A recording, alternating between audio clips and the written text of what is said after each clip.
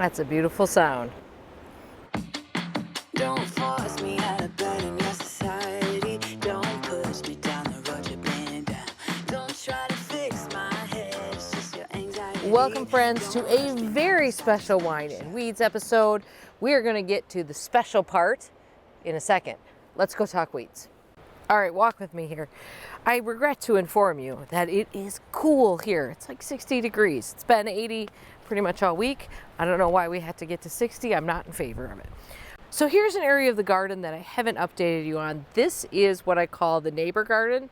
This area between my neighbor's driveway there and my driveway here that we planted last year together.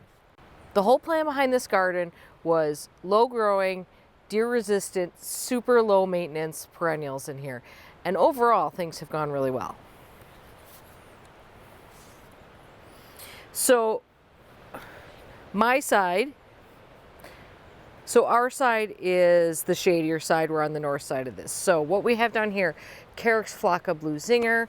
Actually, I wish it were being a little bit more aggressive here, because right now I would say the Lamium is sort of winning out the war here. You can see there's sort of one in there, but the Lamium looks great. This is Lamium Ghost. This is Geranium macrorrhizum. You guys know I use that plant basically everywhere. We've got some other things in here. We've got some epimedium that are struggling a little bit, but I think epimediums take a little bit to get going. We've got some dwarf goat's beard in here. This is Misty Lace. I believe that is too. There's several of those in here that did their blooming. And we've got a few repeats over here, but they kind of got the sunnier plants that can tolerate less shade than the ones on my side. The great news is that this garden is doing well, and these plants are filling in as I was hoping they would. So there's some room here to start dividing things like that Lamium. I also have plants from other areas in the garden that I can plant here. So I want to expand this garden, and I'd like to go both ways, but first we're gonna go this way. So that's where the weeds come in here. So we've got a lot of Creeping Charlie here. And you know, with Creeping Charlie, you just pull and then keep pulling. At least that's my way. I mean, you can dig for sure, and that'd be great, but do we? Probably not. What we have also in here is a lot of trees. I think, ironically, these are all ash trees in here. The best thing to do with these trees, these little like tree seedlings, if they have enough roots in them that you can't get them out, the best thing to do with these is to dig down in the dirt like an inch and cut it down there. If you cut below the soil level, they probably won't come back.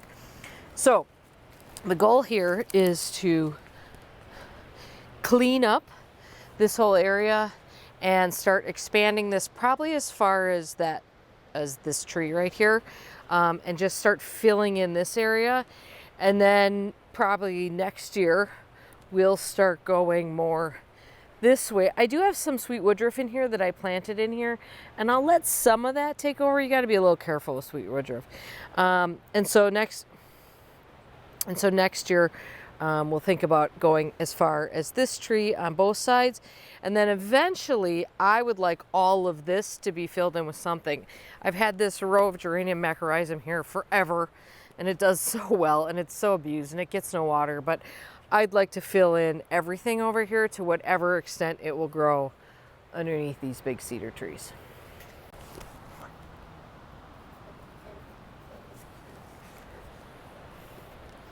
You have a little drool there, mister. A little bit of drool. But this is not a regular wine and weeds. We're not going to spend our time pulling weeds. I'm going to actually show you beautiful plants today to celebrate what we have to celebrate in a little bit here. So what I'm going to do, show you a few plants in my garden that are just really have been outstanding this year, and I just want you to know about them because you might want to put them in your garden. Here's the first one. This is Eragrostis purple lovegrass, and I'm in love with this grass, so it's appropriately named. It is truly purple.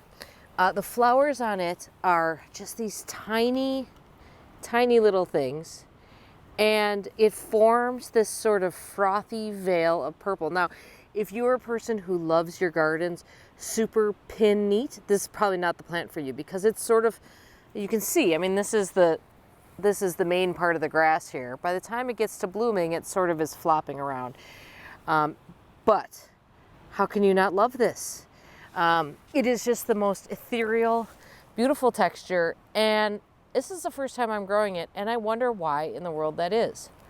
It is a native, huge native area. I think it's native from like most of Canada all the way down into South America. So very likely, if you're watching this, it's probably native in your area. But beyond that, just a really, really good plant. Hi. Just a really, really good plant. Next up, Helenium Fuego salsa. This is a garden that I reworked this year. This is what I call my hot border. I don't have a lot of reds and yellows and oranges, and so I stuck them all in here. And this helenium is carrying this whole garden. So it's a short variety. It's not super, some heleniums are hugely tall. Short variety. It has been blooming for at least a month by now, possibly more. And as you can tell, it stands up pretty well. Now sometimes you get this sort of redder shading in it, and sometimes they're a little bit more yellow here. I think they sort of fade to more of this goldy yellow color, but they start with that red. And obviously I think it looks fabulous in here. By the way, neon sedum. This is a new pennisetum called Pure Energy. Sort of the same color as like a Hack'em-Lacloa, but for sun. Beautiful flowers on it. But listen, I love this whole border. I'm super happy with all of it, but it is the helenium that is carrying the day. It mostly stands up. You can see that it's leaning a little bit, but some of the taller heleniums will just fall immediately.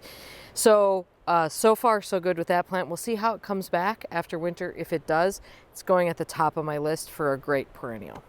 Next on the list, Eupatorium polished brass. This is common bone set is the common name for this. This polished brass variety is a relatively new one, and it's called that because of the leaf color on it. It's about almost 5 feet tall, second year in the ground. It is a perennial. It looks like a shrub. It is a perennial, and I'm going to put up some video that I took the other day, because to truly appreciate this plant, you need to know what it attracts.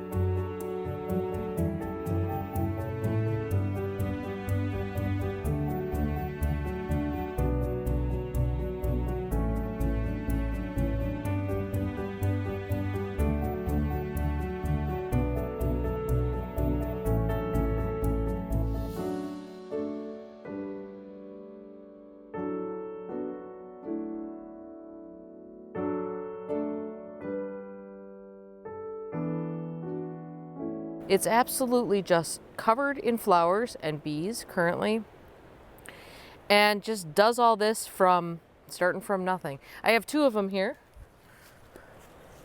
Here's one right here, and then I have one across the way there. This is too big right now. I shouldn't have let it get this big, but this is an eggplant. Oh my gosh, this one's definitely too big. Should have been picking these. They'll still be fine though. Asian Delight. It's a new eggplant, new on the market next year. Has these long, skinny fruit that should be picked sooner than I have picked these. It is the most prolific thing. I would guess I've gotten 30 eggplants off of this. And because they're these long, skinny Asian varieties, they don't have as many seeds in the middle. And they are delicious. And I'm not even a person who loves eggplant, but I've done some really yummy things, mostly baba ganoush with these, and they're beautiful. But this is the extent of if you've ever grown eggplant, you know that you get flea beetles on it. This is the extent of the flea beetle damage, which is not that bad. I don't know if that's just my area or that's something to do with this plant, but it's just been beautiful all year long. Pretty enough that I think you could happily grow this for its ornamental value, in addition to that lovely fruit. Here's one that's kind of new. You can see how deep and dark and purple the first ones start. The cut flower area of the vegetable garden is an unmitigated disaster right now. So we're not looking at that. What we're looking at here is Madame Butterfly bronze with white snapdragons. You guys have seen me making bouquets from these snapdragons all summer. They are the same plants. They keep reblooming from the same ones that I have cut. Here's more over here. Here's some kind of fresher ones. You don't get those big long spikes of flowers like you do at the beginning of the year, but certainly beautiful for a bouquet. Here's a really good tomato that I tried this year. I actually mentioned this in a blog post and stuff too. This is, what is this called? Sun Dipper tomato. Now it's supposed to get sort of a bowling pin shape, which mine never did. Because the idea is that they're called sun dippers because they have like a little dipping handle. I think it might be a bit of a marketing gimmick. Nonetheless, delicious, really yummy cherry tomato. Might be better than sun gold, just saying. I'm definitely going to grow it again. Nice. It's a big, big plant though, so you got to plan on staking quite a bit on it. Do you want a tomato? No? Nope. Dorothy says no.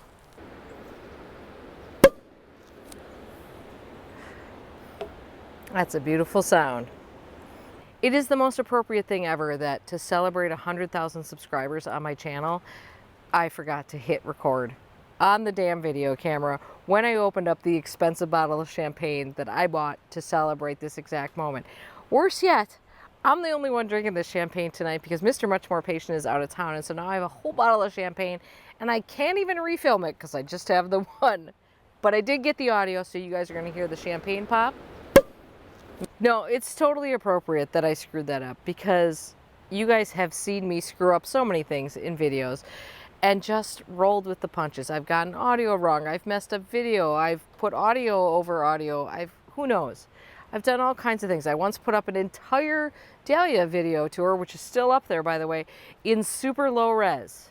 And then had to put up the high res version, which no one ever watches. So it's super low res. Anyway, through it all, you all have rolled with the punches and just forgiven me for my foibles. And I so appreciate that. So the main thing about getting to 100,000 subscribers is it's really not something I did. It's something all of you did. And so I want to say thank you so much to each and every one of you for subscribing to this channel and checking out my videos for as much as you're able to do it. So I never thought I'd get to 100,000 subscribers. That was not something I thought was in the realm of possibility. So while plenty of other gardening YouTubers who I love and admire have long ago surpassed this goal with very little fanfare, I'm doing a little fanfare here because I think it's worth celebrating and I want to celebrate it with all of you. But of course, what I do doesn't really matter because you don't reach that number without people subscribing, and that's all of you watching this. So thank you so much for that. By far, the best part of this YouTube gig has been meeting you and meeting other YouTube creators, many of whom have become good friends, worth every bit of editing until 3 in the morning, which almost always is the case. And it has been a pleasure to get to know some of you. I do feel like I know many of you through your comments, and those of you who follow me on Instagram as well. I think we get to know each other a little bit. I think it's easier to get to know people on Instagram a little bit. It's been a pleasure, and let's just keep talking gardening. Let's just keep it going. Let's keep talking gardening. Most of all, let's keep having fun. Cheers. Thank you.